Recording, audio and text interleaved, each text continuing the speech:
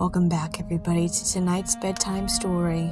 Tonight we're continuing on with even more tales to give you goosebumps by R.L. Stine. Special edition number 3, with 10 spooky tales inside. Tonight we're opening up to the 5th story, Change for the Strange.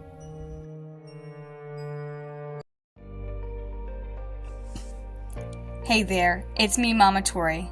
I'm just popping in here to touch base for just a moment before the story. I noticed many viewers aren't subscribed despite the growing traffic. I'm hoping to reach 500 subscribers by the end of the year, and it would mean a lot to me if you could subscribe as well. Liking and leaving a comment about your thoughts on the story help as well, and of course make sure to enable your notifications so that you can get a regular bedtime story from me every night. I also sponsor myself, so if you'd like to support my channel and small business, check out my products on Etsy, my books on Amazon, or even consider joining my Patreon. I really appreciate all my viewers. Thank you so much for tuning in. Now, let's get back to the story.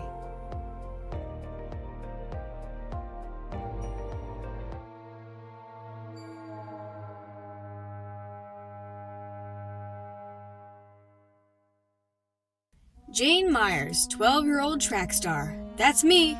As I stepped up to the starting line, I could hear the crowd scream. The fans roared. They were waiting to see my spectacular long jump. Jane! Jane! Earth to Jane! Huh? Jane, stop daydreaming. It's time to go, Lizzie called from across the practice field. Lizzie Gardner is my best friend. I watched as she walked toward me, careful to keep away from the dirt patches. Lizzie hates to get her shoes dirty.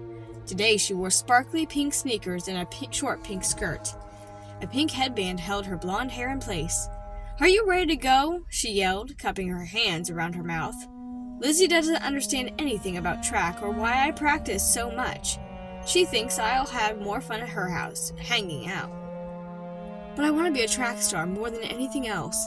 Unfortunately, I didn't make the school's team. I heard one of the girls on the team say I wasn't good enough to carry their towels. That was so cold, but I'm not giving up. Every afternoon after school, I practice out in the field. Someday, I'm going to be an incredible jumper, no matter what it takes. After I practice, I always hang out at Lizzie's house. First, we watch Animaniacs, and then we put on the CD player and dance around to our favorite band, Fruit Bag. Sure, it's fun, but lately I've been more into track than hanging out. Lizzie has changed too. She still wants me to come over and do the same things, only now she adds a new one. She likes to go through her closet, thinking up new outfits. Do these shoes go with my new shirt? Does this top match my eyes? We do that till Ivan the Terrible barges into her room. Ivan has a dog, a really mean pit bull. He named it Lizzie, just to make his sister angry. Lizzie the dog ate Lizzie the person's new yellow scrunchie last week. He swallowed it up in one gulp. Ivan also has a whole collection of mice, snakes, and other weird animals. He likes to chase us all over the house, dangling his disgusting creatures in our faces. Hello, anybody home? Lizzie tapped me on the shoulder. I've been talking to you for 5 minutes, and you haven't heard a word I've said. By now, I'd gathered my things together. Sorry, I said as we headed off the practice field. What's up? Before we go to my house, Lizzie told me, I want to go shopping. I found a great clothing store. It's called A Change for the Strange. Have you seen it? It's right around the corner. I shook my head no. A minute later, we stood in front of the store. A neon pink and orange awning stretched over the front door. A Change for the Strange, right across the front top in glowing letters. I walked through the door and gasped. The place was so strange. It didn't seem like a clothing store at all. All sorts of weird items crammed the aisles. Yellow umbrellas with duck-headed handles bobbed in puddles of water. Green capes with velvet flowers dangled from leafy trees. Fluffy bunny slippers peeked out of rabbit hutches.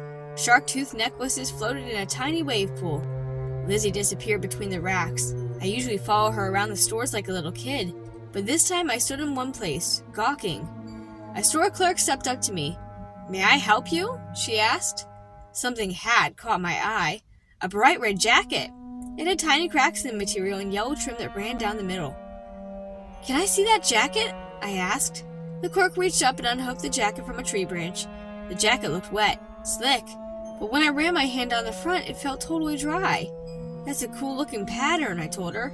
She smiled and pointed to the cracks. Those are scales, she explained. That jacket is snakeskin. Ugh! I snatched my hand away. The sales clerk slipped the jacket off the hanger.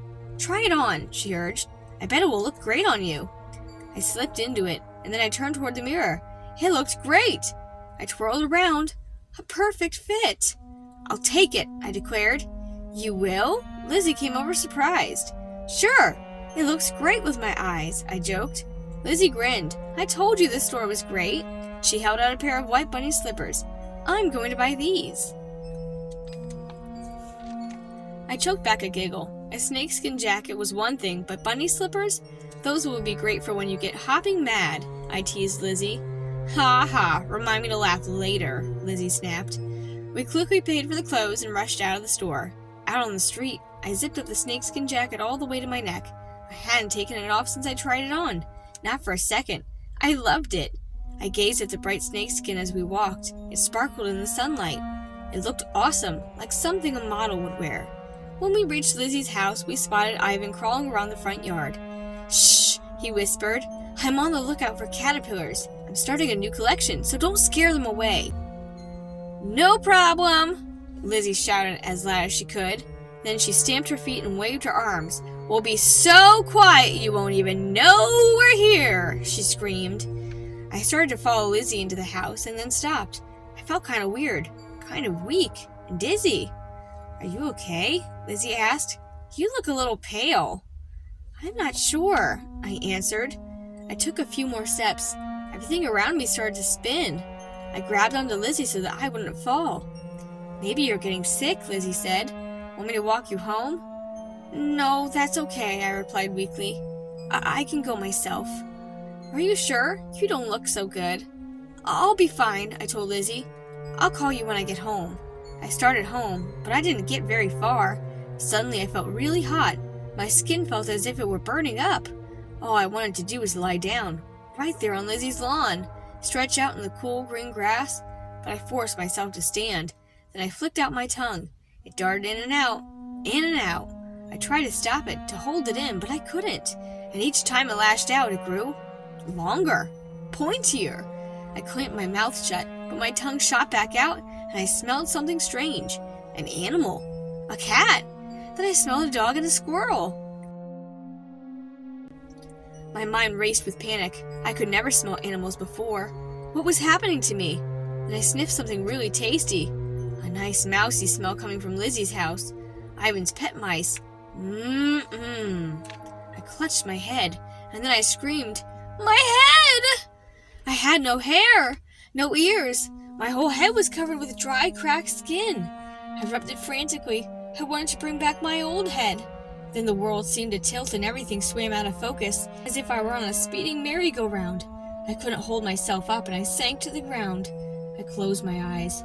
I'll count to 3, I said. Then everything will be okay. I'll wake up and be back to normal. Slowly I counted. 1, 2, 3. I opened my eyes, and I shrieked out in terror. I wasn't Jane Myers' track star. I wasn't even Jane Myers' human being. I'm a snake! I tried to shout, but a long hiss was all that came out. I felt so sick to my stomach. I was a snake, a slithering, fork-tongued snake. I need help, I thought desperately. I need Lizzie. She'll know what to do. I nosed aside a giant blade of grass and stared up at Lizzie's house. How could I get inside? I started to slither toward her front door when her mother opened it. She stood in the open doorway fumbling for something inside her bag. This was it, my chance to get inside. I slithered as fast as I could, and then a shadow fell over me. Lizzie, the pit bull. Oh no, I tried to moan, but of course, I hissed instead. The dog lowered her head and growled, a low, menacing growl, and then she bared her teeth. I tried to slither away. Lizzie trailed me, snarling, drooling saliva on me. I slipped under a bush, but she found me. She lowered her head to the ground, and I could feel her hot breath on my skin. With one bite, Lizzie was going to rip the skin off my back. She opened her mouth and, Lizzie, go! It was Mrs. Gardner. The dog jerked her head up and whimpered. Ivan, come and get that dog. I don't want her in the garden. Ivan? No answer. Mrs. Gardner grabbed Lizzie's collar and tugged the dog inside. I slid out of the bushes and followed right behind. Mrs. Gardner put the dog in the basement while I slithered up the step to the bedrooms. "Lizzie!" I hissed to my friend. I glanced around the room. I spotted the TV, the CD player, the fruit bag poster on the wall, but no Lizzie. And then the light snapped on. There stood Lizzie in the doorway. She was here. She would save me. "Hey, Lizzie!" I cried, twisting my snake body into the air. "Help me! Help me!" "Yeah!" Lizzie screamed. "A snake! Ivan, get in here!" "No, it's me!" I wanted to shout, but of course I couldn't. What could I do? Lizzie pressed against the wall as I wriggled over to the remote control on her nightstand. I had an idea. I pushed my head against the power button. The picture flickered on the screen. So far, so good. I pressed another button until the Animaniacs came on. Now she'd understand. "Hi, Ben!" Lizzie began, but then she stopped. A light came into her eyes. She did understand. She did. Eyes in happiness. Lizzie stepped closer and she reached out. She was going to pick me up. To save me. No! She grabbed a hold of her tennis racket and with a loud cry swung it hard and whopped me across the room. Splat! I hit her CD player. My tail struck a button. Fruit Bag began to play. For a moment I lay stunned on top of the player while Lizzie screamed and shrieked for Ivan. Then I got another idea. I began to dance. "Lizzie!" I hissed. "It's me, it's Jane! I'm dancing the way we always do." Lizzie's eyes widened with fear. She cowered in the corner. "Ivan!" she yelled. "Get in here now!" Ivan poked his head in the room and he grinned. "Got a problem?" "One of your snakes is loose!" Lizzie shrieked. "Get it out of here now!" "Lizzie!" I whimpered. I slinked off the CD player and slithered over to her feet. "You have to save me!" Lizzie backed into the corner and I coiled around her leg. "Help me!" I hissed. "Yeah!" she shrieked. She hopped on a chair, trying to shake me loose. "Please, Ivan, take your snake! Take it!" Ivan strolled over, taking his time. I threw a pleading look up at Lizzie. "Please," I hissed. Ivan crouched over me, and he stared at me. "It's not my snake," he said. "I don't have any red ones." Lizzie's voice screeched. "I don't care," she shouted. "Just get it off of me!" All right, Ivan said. He unwrapped me from Lizzie's leg and carried me to his bedroom. Then he dumped me into his snake cage with 2 other snakes. Their fangs gleamed in the light. Their hot snake breath washed over me. I pressed myself against the cage, but they slinked closer and closer. They know, I thought. They know I'm not a real snake like they are, and they're going to kill me. They writhed forward, one on each side of me, hissing and hissing. They were going to surround me and attack. Their long tongues slid out. They darted forward with a sharp jerk, and Ivan reached into the cave and pulled me out. "You know, Lizzie," Ivan said, carrying me back into Lizzie's room, "there's something weird about this snake. It's got something on its stomach." He flipped me over, and then he gasped. "Wow," he said. "It looks like a zipper. A tiny zipper." He shoved me into Lizzie's face. "Get that thing out of here!" she shrieked. "I mean it, Lizzie. Look, let's try to unzip it." Ivan set me gently on the floor. He hesitated, pulling back, and changed his mind again. Then he took a deep breath, reached down, and tugged on the zipper. Rip! I exploded into my full human body. Ivan gasped. Lizzie screamed. "Cool!" Ivan said, reaching over to touch me. Lizzie kept screaming. "Hey! How did you do that?" he asked. My whole body shook as I told him the terrible story. When I left to go home, Lizzie was still screaming.